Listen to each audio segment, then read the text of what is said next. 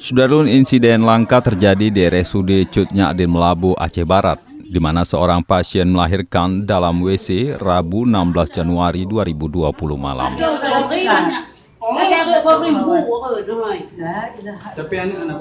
Bayi dari pasien Cut Vivi 30 tahun warga desa Adrin Rampak Johan Pahlawan itu lahir dan jatuh ke lantai.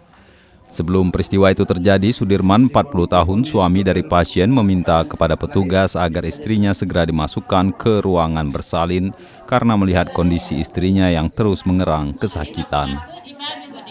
Namun menurutnya sang perawat menyatakan belum saatnya melahirkan dan tidak dapat diperiksa terus-menerus.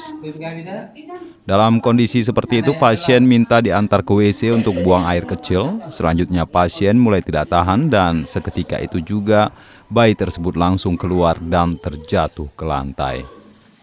Keluarga pasien sontak histeris sehingga membuat suasana di ruangan itu sempat gaduh. Seketika itu juga petugas segera datang menanganinya. Setelah diperiksa, bayi tersebut dalam kondisi sehat. Masuk perawat, terus kebetulan istri saya tuh udah mendesak kali sakit perutnya. Bilanglah sama perawat itu, kalau ini harus dihabisin dulu obat langsangnya. Ini baru pintu keempat dibilang sama perawat itu. Habis itu istri saya udah menjerit sakit kali. Ya. Keluarlah perawat itu, keluar dari situ, dari ruangan saya. 5 menit kemudian istri saya minta pipis ke kamar mandi. Terus saya antar ke kamar mandi. Udah sampai kamar mandi dia bukan pipis. Bilangnya mau beol. Saya bilang itu bukan beol, bilang. Habis itu dia udah nggak tahan lagi, udah lemah. Terus dibilang sama saya, istri saya, "Bang, udah keluar kepala anaknya."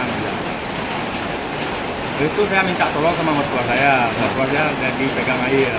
Nggak sempat dia nyambut anak saya tuh, langsung jatuh ke bawah. Itu kira-kira jam berapa, Bang? Itu jam 10:30 kalau nggak salah, kurang lebih kayak gitulah. Dari Melabu, Saadul Bahri, Serambi On TV. Baru lari perawat itu ke situ. Jadi buat apa lagi?